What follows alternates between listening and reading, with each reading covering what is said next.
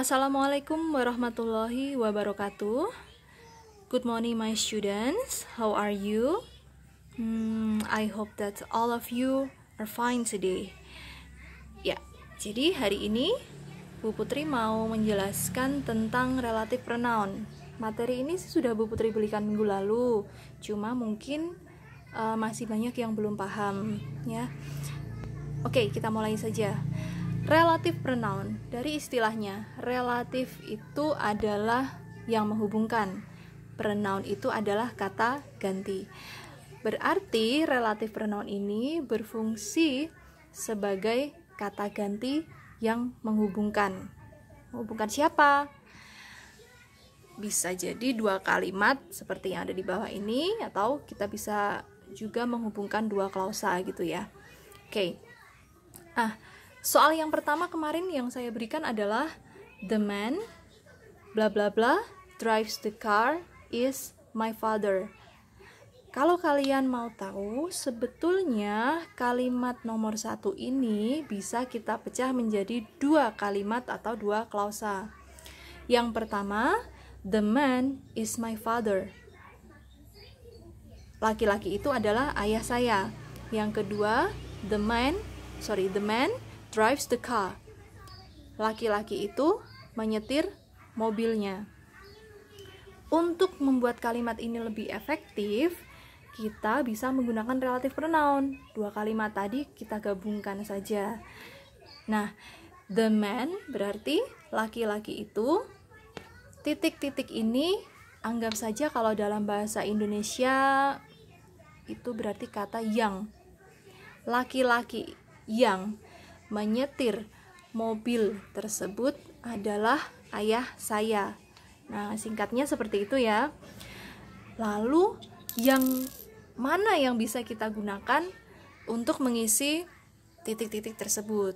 Seperti yang Bu Putri bilang kemarin, kita punya relative pronoun itu ada who, ada whom, kemudian whose, ada where, dan juga which. Dan yang terakhir ada that.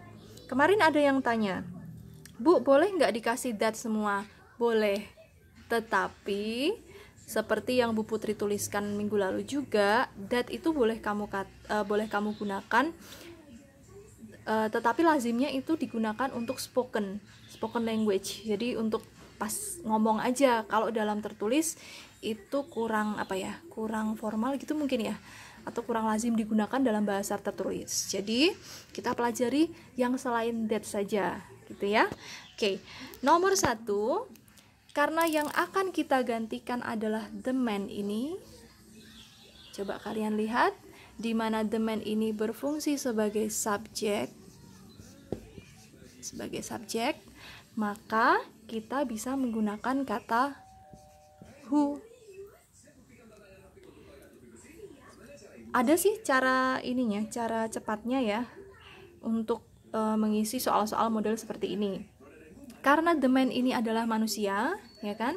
Sedangkan kita tahu yang bisa digunakan untuk relative pronoun untuk manusia ada who, whom, dan juga whose, gitu kan? Jika setelah titik-titik tersebut kalian menemukan apa itu drives? Drives merupakan sebuah verb atau kata kerja.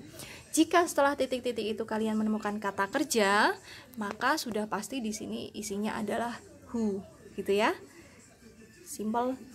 Nomor 2, Pati is the town bla bla bla I was born. Pati adalah kota titik-titik saya lahir. Nah, waktu kita mengucapkan kalimat itu dalam bahasa Indonesia, apa yang terlintas?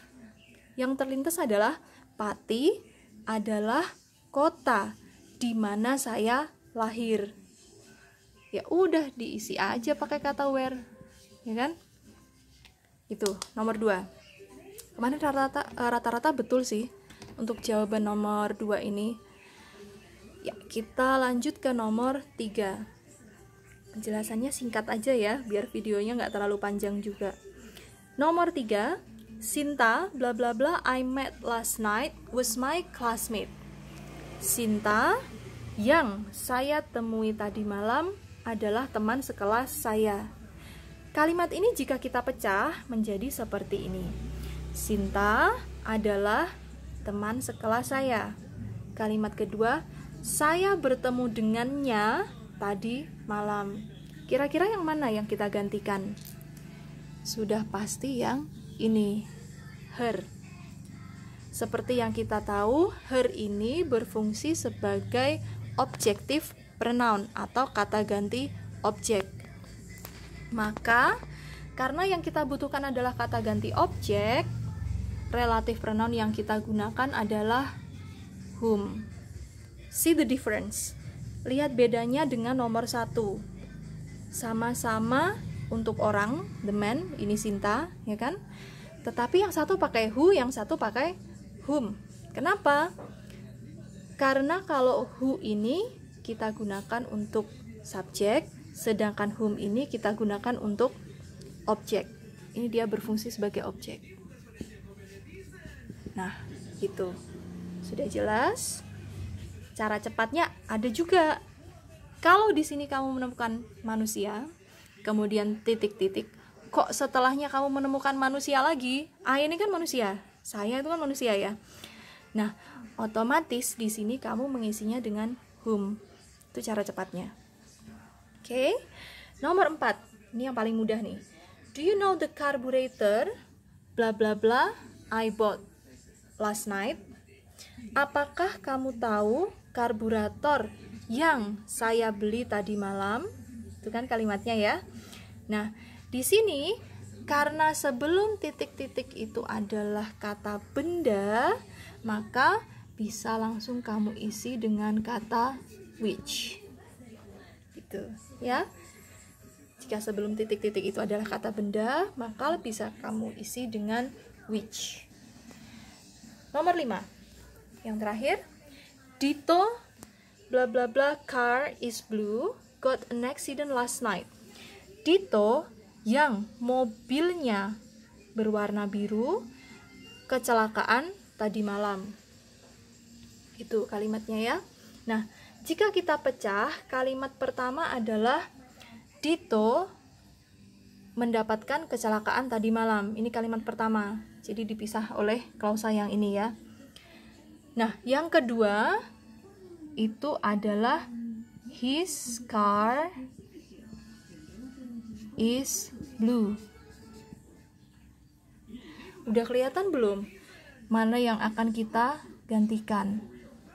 Ini dia. His car is blue. Itu ya.